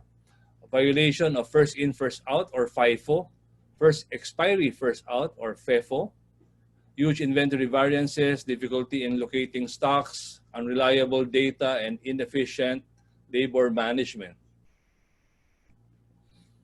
So the solution was to implement an in-house developed warehouse management system using IT as the enabler and as the solution. So we equipped them with tools, and these are the tools that we use in our WMS And alongside with these tools were processes, because as in any change, the roles of each member of the team and their skills must be upgraded, defined, and understood through intensive training. And the results were as follows: easy monitoring of FIFO and FEFO, zero inventory variance, which was unprecedented in our company. Manning, we were able to reduce by 15%, and zero customer complaints as a result of errors. Now, the fifth phase of the IE evolution is globalization and flexibility, which essentially boils down to who has the most competitive and lowest cost supply chain with optimal flexibility. We currently have a front and center view of how this works with our principal, Vita Coco. So founded in 2004 by two Americans who introduced themselves to two beautiful Brazilian women in a bar in New York, they pursued them, went to Brazil, and were fascinated on how the Brazilians love to drink coconut water from the fruit. This gave birth to their idea of packing Vita Coco coconut water in Tetra Paks, which is now the world's market leader and biggest brand, found in 30 countries. But guess how many factories they needed to own to supply their fast-growing volumes in these 30 countries? The answer is zero. They don't own a single factory. All their factories are outsourced, and one of them, the largest one, is our very own factory in General Santos City, Mindanao. Thus, they call themselves the Uber of the manufacturing world with this model, having brand leadership globally without owning a single factory. They also use a lot of IE optimization to guide them where to source their products from their various factories worldwide, which will give them the optimal cost and best service levels. So I hope you picked up a few things from my sharing today and wish you all the best in your IE journeys. I leave you with one thought though. Your UP professors can give you all the tools and the training that you need to be able to navigate your career and contribute value in the future of your company. Contribute value to our country and to our countrymen. But at the end of the day, it's really up to you. Attitude is key, persistence and grit are key. There is still no substitute for hard work, as being mentioned. And let's not forget, in UP, honor comes before excellence. But don't forget to celebrate victories big and small with your friends with a perfect pint of craft beer in hand. So thank you very much. Thank you, Noel, and I like the last pitch na na may plugging ka pa. We'll charge you for the free advertising. So thank you for the real life examples. That was very, very interesting. When you talked about the Monte Carlo simulation model, it brought back a lot of memories. I'm not exactly sure how pleasant some of them are. At this point, I'd like to call back our speakers, Bing, Elise, Franco, Kat, to join Noel. And we have a ton of questions, okay? Because when they registered, we already asked them to give us some questions. And then on top of that, we had additional questions that came in our chat box. So bear with me. This will be rapid fire. I will call out a person, ask a question, answer it as quick as you can because we only have a few minutes for our Q&A. Okay? Let's start with Bing. Bing, what are the common misconceptions in taking IE? Sorry, misconceptions about? About IE. You mentioned a couple earlier in your presentation, but yeah, one probably the biggest misconception is it is the most unengineering and least technical of all of the engineering fields of study. Far from it. I mean, you've already heard Elise and Noel talk about operations research. I doubt if any of the MEs or CEs or CHEs could possibly pass operations research the first time around without really trying very hard. So we do have, and we have a lot of accounting subjects. We have CHE, we have ME, we have statistics and SQC. So many technical subjects that this misconception should be buried forever. That's great. And Noel, just a follow-up question related to that. How do the Latin honors, do they matter? Latin honors, a cum laude, a magna cum laude, does that matter? Noel? Hindi raw siya makarinig. Okay. Let me throw that to Elise. Elise, do Latin honors matter?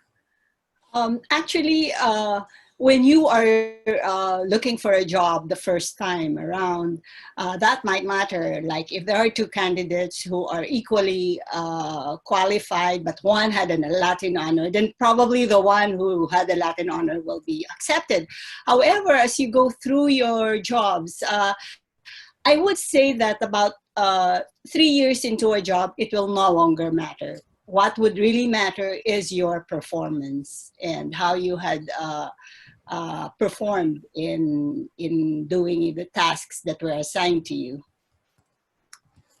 Thank you. That's very, very important. And my only advice is that don't be like my nephew who was a Magna 9 years bago nag-graduate. So, Franco, a very interesting question. Will the math on the job be as complicated as the math that we will study in college? Right. It really depends on what track you pursue because, for example, if you take on a more psychological human behavior, human resources type role, it might matter only a little bit, maybe your arithmetic, but otherwise no. But if you do take on like an IT role, a very technical role, which some of my friends have, then you actually need to learn more math. You need to learn a lot more technical knowledge about the math and the coding and the programming needed. So it really depends on the path, ultimately. Right.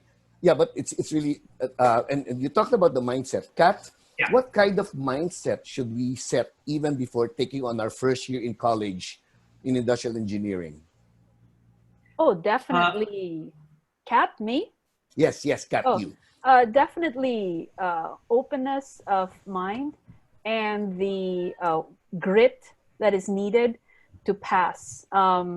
It's been said by many speakers that this is not an easy course, but it is doable. It's passable. We all did. You just have to have the resilience, the grit, the tenacity to really just get down on the books and study, but also have an open mind, to explore. Yep. So it's openness. It's what Franco said earlier also. Continue to learn how to learn, right? Bing, there's always that question that, is industrial engineer an official title that we can use because we don't have board exams? Can we use that? Maybe we can pass that question on to Ricky Peña or to Eric Laguno. Okay, we'll ask Eric to answer that question later on. Okay, Bing, I have another question for you. Sure. I envision being able to get into a managerial position, possibly in corporate in the future for my career. How does IE help me get to that future? And follow-up question on that one. In your opinion, do other similar courses such as NE and Ateneo have better chances of getting placed in such positions over those who took the UP IE program? You're actually, the second question, you're actually forcing me to talk a bit more about the differences between the programs. Yes, go ahead. I'm a bit familiar with both with the programs in LaSalle and Ateneo. Comparing UP and Ateneo programs, you certainly have a lot more technical content with the UP program compared to the ME program of Ateneo. They don't have a lot of breadth in terms of what does the mechanical engineer do, what does the civil engineer do, what does the chemical engineer do. But you have to have this if you're going to supervise these guys in a Shell or P&G or J&J or SMC San Miguel setting. So they don't have that. They don't have the same practicum experience that we do, because in all of the IE subjects, you are forced to work and do a project for a company. And when you accumulate all of these practicum experiences, and let's say you have 10 of these by the end of the 4th year, that's already experience that you can claim to be your own before even setting foot with your first legitimate employer. The IE program of LaSalle is a bit shorter, of course, shorter because they take their program in just 3 years, so they miss out on a few key subjects as well. Now there is the other side to this, which is the personal stuff. When you talk to employers and they say, when you ask them, compare the UP, Ateneo, and LaSalle graduate, then, and you swear them to secrecy, of course, then they'll say, you know, those Ateneans, they're very smart kids, much like UP, and they're more articulate, by the way, except that they become very long-winded and very verbose. What you can finish in 2 paragraphs, they'll take 10 minutes to answer. And they're not as tough because they've always been structured. And so pag nawala sa environment nila, medyo nawawalan ng confidence, nahihirapan, etc., etc. On the other hand, the typical impression of the LaSallites is that they're typically a bit more nerdy, and they seem to be always asking their employer, do I have a parking space? Bing, thank you so much. I mean, this is not meant to be a bashing of other schools. No. Sorry, but, sorry if I gave that no. impression. It's glad we have Noel back. Noel, can you hear me now? Noel, can you hear me now? I think we're still having some. There you go. Okay, Noel, here's a question for you. Yeah.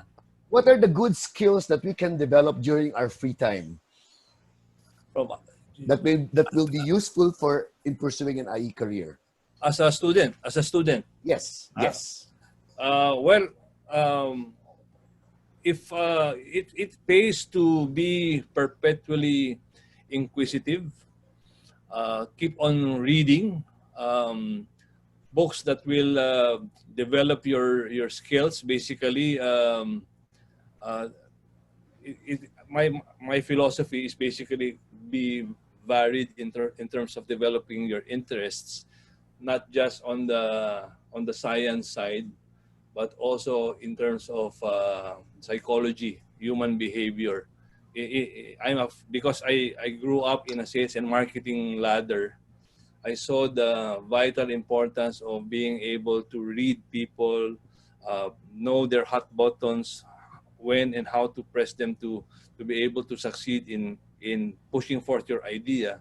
You know, selling, the highest form of selling, as you know, Jo Marie, you were in sales before. The highest form of selling is being able to sell your idea and convince others of the solution that you are offering. And also, in my experience, it has to be a win-win. When you transact, it cannot be just mine alone. Long-term relationships prosper and are actually can be built upon by always having a win-win mindset. So that's my answer. Interpersonal skills are going to be very, very critical here. So Yes. I think what differentiates an IE from most other engineers is that we have to learn that interpersonal skill aspect, because as to what Bing was saying, part of our requirements is that we have this case studies, these project studies that we do for companies, which forces us to get out of the academic Yes. circle. Yes. Franco, since you're the youngest in the group, how long did it take you to find a job or company after graduating? Right. So I actually had an internship in Meralco previously. So that's sort of how I got into Meralco. And I didn't really apply to a lot of other companies. But based on my friends' experiences, my batchmates' experiences, they actually got jobs fairly quickly. Within a few months, most of them or almost all of them were really employed. Just I guess from the appeal of UP IE is regards to the employers. So just a few months and they were already good to go. They were set. Okay, I'll put you on the spot. What is the average starting salary? Ooh, This question came up about maybe 7 different times from our participants. I just give a ballpark. It's a, sure. We want to For inspire the parents also. For everyone's frame of reference, like minimum wage. Let's start with that baseline. Minimum wage is about 12,000, right? 12 to 13,000. So lower end, I would say the starting would be about 20,000. I think 20,000 would be the lowest. Then maybe I've heard of also 25,000, 30,000, 35,000. I think the highest starting salary for a fresh grad was like 35 to 40,000. So it's a very large estimate, but 20 to 40,000 around probably. But bottom line is it's definitely higher than normal. Because I think it's a recognition of the skills and talents of a UP IE graduate. Absolutely, I agree. I can also I can also answer that, Jo Marie. Yeah. My starting salary was 1,210 pesos per month. Okay, right. You just inspired our listeners to shift courses, right?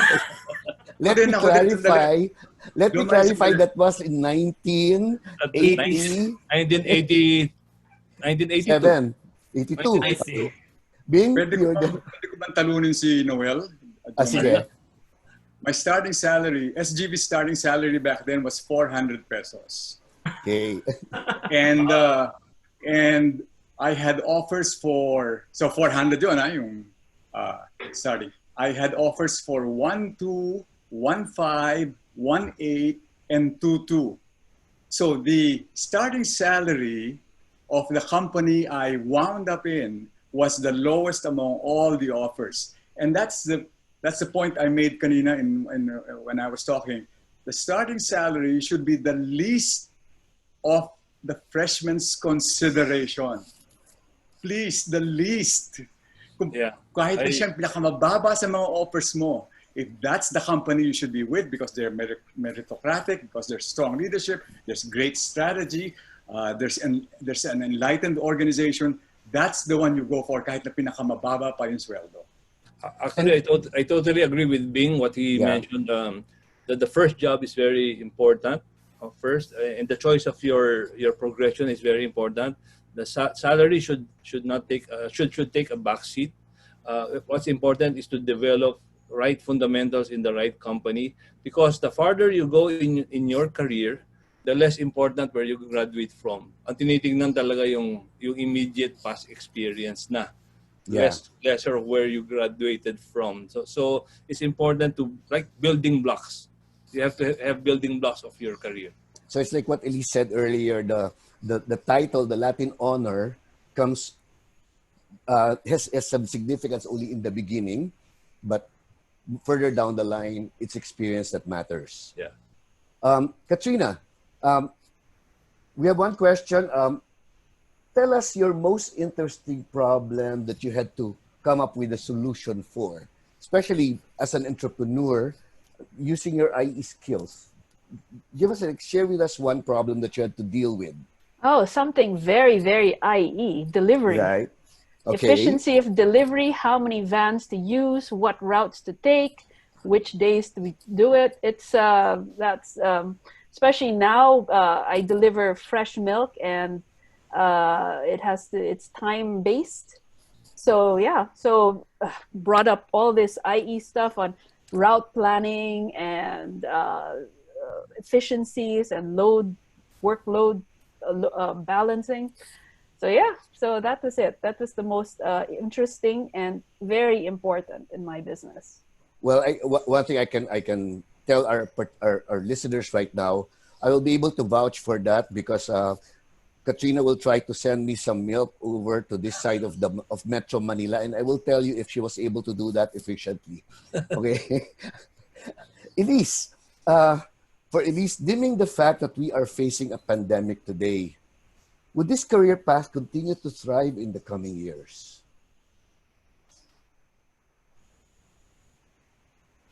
Elise, you're still on mute. I think so because, as Noel has mentioned, IEs have a definite role in the health care sector, and we're proving that because we have a lot of alumni who are now in the hospitals, in the management of hospitals. So, looking forward, I think that the demand for IEs will not diminish at all. And in fact, it will even grow because the need to optimize, the need to improve current processes and procedures will still be there and will be more challenging with the economic crisis that's happening right now. So you see it as, this is actually an advantage. This particular skills that we develop as IEs will actually turn out to be an advantage. Yes, definitely, because our skills will be more needed in the future after the pandemic. Right. Okay, ladies and gentlemen, I am so sorry, but we're running short of time now. So what I'll do is I'd like to give our speakers a couple of minutes each to give some parting words, some inspiring words. I know that as a freshman, as a UP freshman, I remember the time that I was a UP freshman. You walk in, you're scared, you're nervous, you're not really sure of what you're going to encounter. Then compound that with the fact that in my case, for example, when I entered UP, I was the only one in my high school batch that decided to take up IE. All my friends were saying, what the hell is that? But by the way, by the time we graduated, there were 6 of us from my high school that graduated IE in UP. So they all followed me in that course. And one of them became a magna cum laude even. So let me start with Bing Del Rosario. Bing, last words, Yes. please. Okay, just one point. To the freshmen, it is okay to look for your future spouse in the IE program. I've been so lucky and so privileged to have found Elise while I was studying, and she was a couple of years or 1 year behind me. And I think that was, among all of the other decisions in my life, that was the best decision I ever made. Okay, you're going to make a lot of parents happy there. So let me throw the floor over to the spouse. Elise? Well, my advice is for the students to not really to just concentrate on your studies, but also try to develop a wide range of interests, be involved in your orgs, because that is the way that you develop more exposure to other people and learn things that you cannot learn in the classroom. Franco? Yeah, to reiterate what my mom said, just keep going for extracurriculars. You can always expound your interests, and don't be afraid to ask for help. As I want to reiterate, don't box yourself in. Don't think you know everything, because there's always going to be a gap of knowledge. So just keep asking questions, keep seeking guidance from others, and that would really help you go a long way. Thank you, Franco. How about Katrina? For me, I would like to stress 2 things. Number 1 is in UP, you will be exposed to a wide network of people from all over the Philippines, even some foreigners. And I would recommend that you get to expose yourself to these many, many kinds of people from all different parts of the Philippines. It's very, very enlightening, and you get to know more about them and more about yourself. And number 2 is, and I just want to reiterate, I think this is what everyone says, don't just be academics, purely academics, because that is very, very limiting. And when it comes to further employment, at least me as an employer, what matters a lot is leadership roles, activities. You develop a personality, you develop your character, and it's not just studies that I look at. So those are the 2. And finally, one person who's really an example of I'm not just academics, he was one hotshot basketball player back in his UP days. Noel? Yeah, thank you, Jo Marie, and thank you again to the organizers for giving this gift to our UP IE freshmen. I wish you all the best in your journey. I just wanted to say that, reiterate also what Katrina mentioned and what Franco mentioned, that number one, don't be afraid to ask, keep on asking a lot of questions. It's okay to ask a lot of questions because that's how you learn. And number two, enjoy the journey, make friends, build networks, enjoy and have fun, but don't lose your focus on the prize at the end of your stint at the UP. So, lastly, make sure that you're balanced. No? As mentioned by Kat, balance is important. When you grow in terms of career, it helps to be well grounded. John already mentioned that I used to play basketball. I still do. I also love music. So it helps to live a well balanced life. And IE is about being holistic as well. So thank you. Thank you, Noel. So sadly, that's the time that we've got left for a panel discussion. Ladies and gentlemen, please help me give a virtual applause to our speakers, being Elise and Franco Del Rosario from batches 1976, 1977, and 2015, Katrina from batch 1991, Noel from batch 1982. Maraming salamat po sa inyong lahat. At this point, here's going to be a challenge. Let's try this out. I'd like everyone to please turn on your cameras. Malu, can you close the sharing so that we could have a gallery view? We'd like to get a group picture, and so that everyone will get a chance. Ricky, will you take care of taking the picture? Yes, I can. Thank you. Okay, 1, 2, 3, okay? So Wait, hang on. Let's just Bigyan muna ng chance. Nag-aayos pa yung mga females. all right. There will be 4 screens, Ricky. Four So screens. Okay. and I will guys, start with the first. wait, Ricky, wait, hold on. We still have some people turning on their videos. And by the way, what you see on the screen may not exactly be what will be taken when the camera clicks, because it depends on who spoke last. So just when we say smile, just smile, because you might actually be in screen 3. All right. Oh, 4 pages to, huh? Yeah, 4 pages ito. So let's start. Ricky, go ahead. Okay. Can I have Boyet Castro's video? Boyet, where are you? There you go. Right. I'm starting with the first screen, so just wait. Smile. 1, 2, 3. Next screen. Okay, good.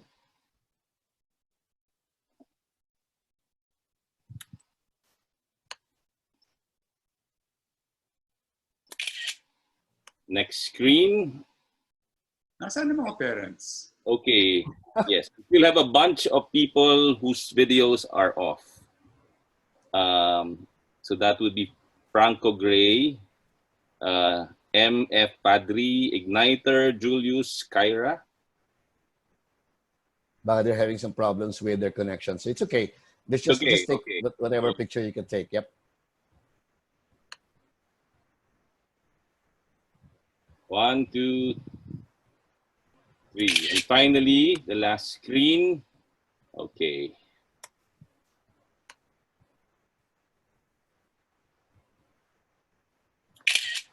Thank you very much. So we just have to have a picture, right? That is so Filipino. So you can turn off your videos now. At this point, I'd like to, for the closing remarks, please welcome the president of our UP IE Alumni Association and our photographer for today, Mr. Ricky Peña. Thank you very much, Jo Marie. Okay. Okay.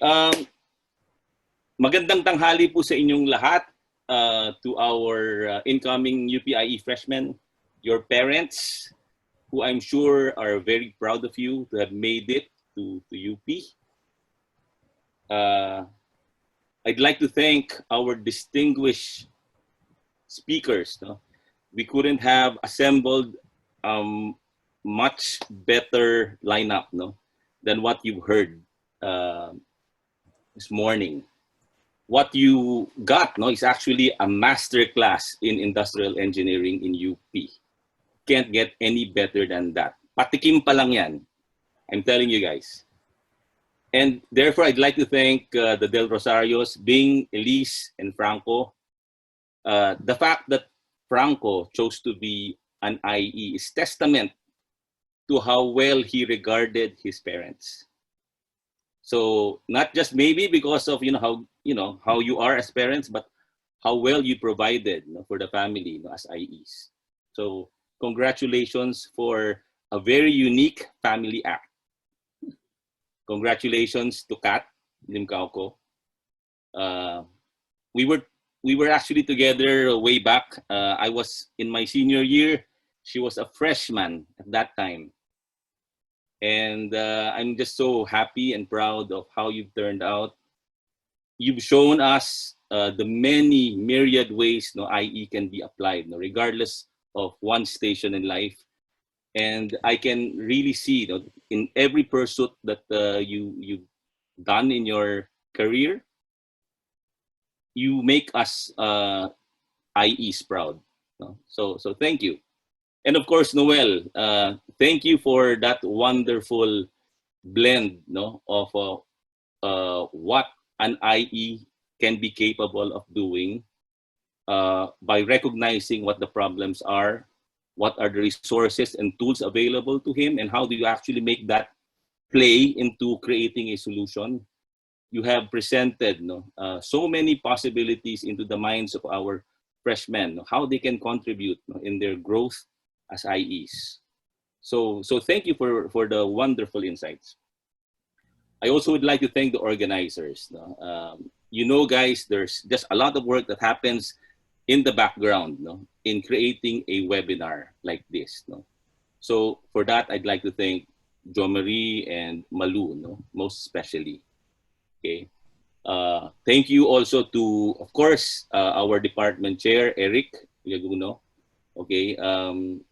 The school year is about to start. I know you're going to get busier, but rest assured that we in the UP IE AA are here behind you to support you in making sure that the IE brand of UP will continue to prosper and progress. There are so many words that jumped out in today's webinar. IEs being adaptable, flexible, survivors. Why? Because we are generalists. We're like a jack of all trades.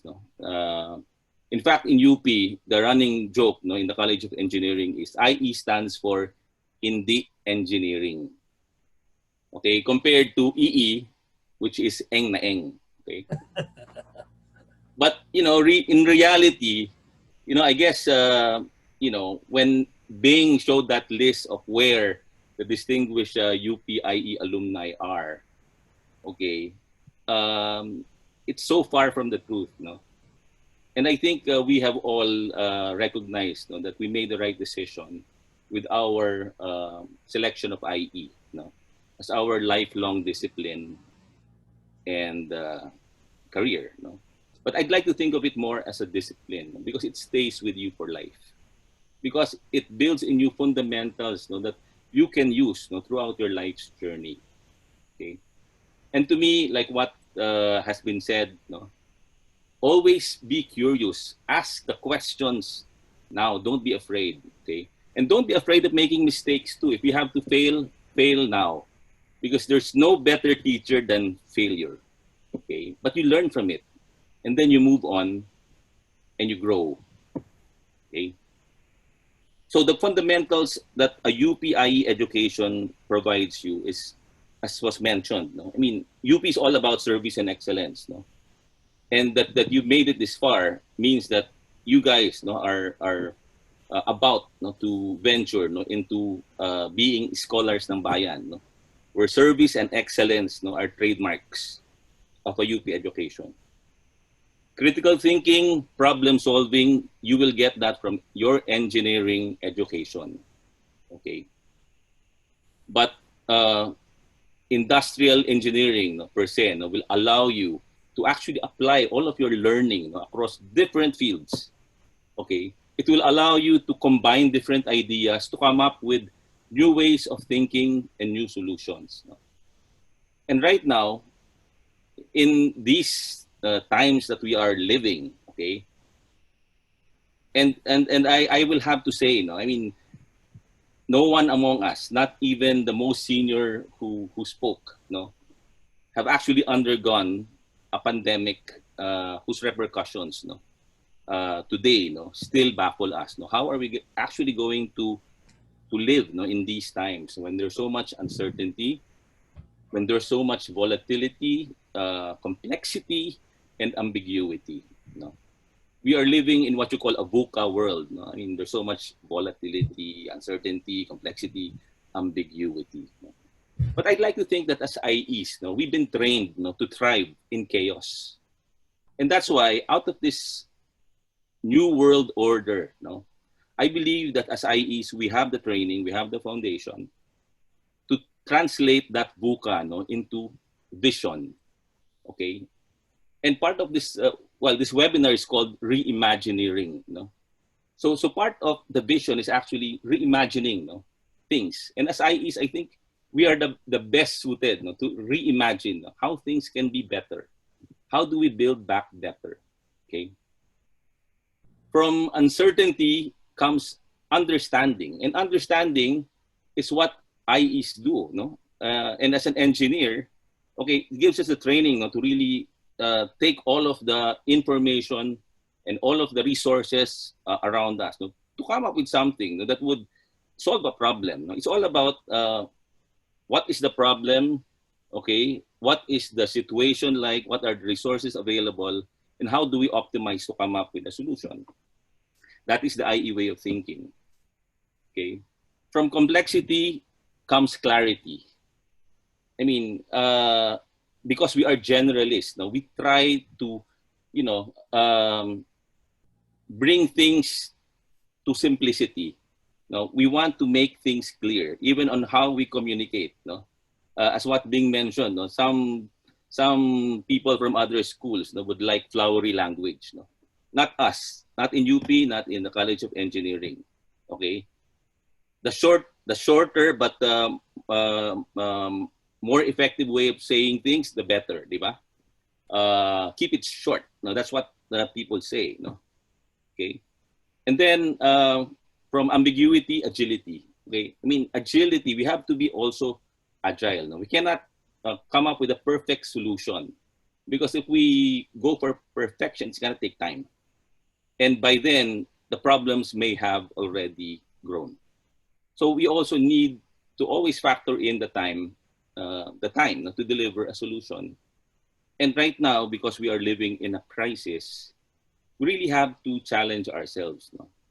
And even you as freshmen, okay, you are actually in a very good position to make differences now, because we are all in this great experiment, okay, such that whatever solutions we can come up with right now that would make things better, okay, will definitely go a long way. And to me, batch 2020, you are in that unique position to actually see how the problems in your midst can be resolved using whatever tools are available now. You have technology, you have the internet. I mean, sure, we see a lot of people losing their jobs. Okay, that's part of it. I mean, there's so much disruption, there's so much destruction, but out of it, I believe will come opportunities. Okay, the jobs that you imagine, okay, today, may no longer be there tomorrow because of the new realities. And I think the emerging careers that we see now would be data science, artificial intelligence, Internet of Things, things that will help improve the human experience. And I think we are best suited to actually take advantage of that. And what's more, I guess, with your UPIE education is you do have an active alumni organization that's trying to also make a difference. And we started that by coming up with this webinar series. No? And this is just one of the projects of the UP IE AA. We are also very proud of this other program we call the UP IE Achieve. No? It is actually a scholarship grant that we offer, no, to IE students who may be challenged, no, in terms of their finances. No? And we will be launching that program by early September. So for those who are interested, watch out, no, for that announcement. And I guess... Ricky, excuse me? Yes. You might want to sit back a little bit so that a lot of people are asking about your shirt. Ah, okay. There you go. So this is the UP Achieve shirt, no? Okay. So notice that there's the IE there, no? So it's all about, you know, achieving what matters, no? That's really what we are all about, no? So being able to help those in need, okay, starting with the IE community is what we are here for, okay? And well, of course, it doesn't stop here. We are in partnership with the Department of IEOR. And I'm just so glad that with the quality of speakers, no, that you saw, no, I think this will be put to good use, no, in helping you with your continuing education as IEs. So with that, again, I'd like to welcome you, Batch 2020, no, into the UP College of Engineering under the BSIE program. Keep safe and stay well. Thank you very, very much, Ricky. By the way, Ricky actually took Bing's advice to heart. He's also married to an IE graduate. Right, Ricky? Yes, my wife is a batch 88. Okay, so that's Rory. All right, so ladies and gentlemen, we have come to the end of our freshman orientation. I hope you have learned a lot from our speakers today and are inspired to become successful IEs in the future. 10 years from now, I would like to see your names in Bing's slide of successful IEs in the industry. Please like our official page of the UP IE Alumni Association on Facebook to know more about our upcoming events and webinars. And by the way, that is where we will post the group picture that we took earlier today. Also, we recorded this entire webinar. So sometime next week, we will be posting this webinar also on our UP IEAA Facebook page to make sure that you get a chance to listen to some of the points that you heard today, or you can actually get a chance to share it with your fellow freshmen just in case they were not able to join us today. Thank you for participating in today's event. Again, this is John Marie Marcado in partnership with Malu Baklig. Malu, hello again. It's been our pleasure being your host for today. Have a pleasant day. Ingat po tayong lahat. Salamat po sa inyo. Mabuhay ang UP. Bye.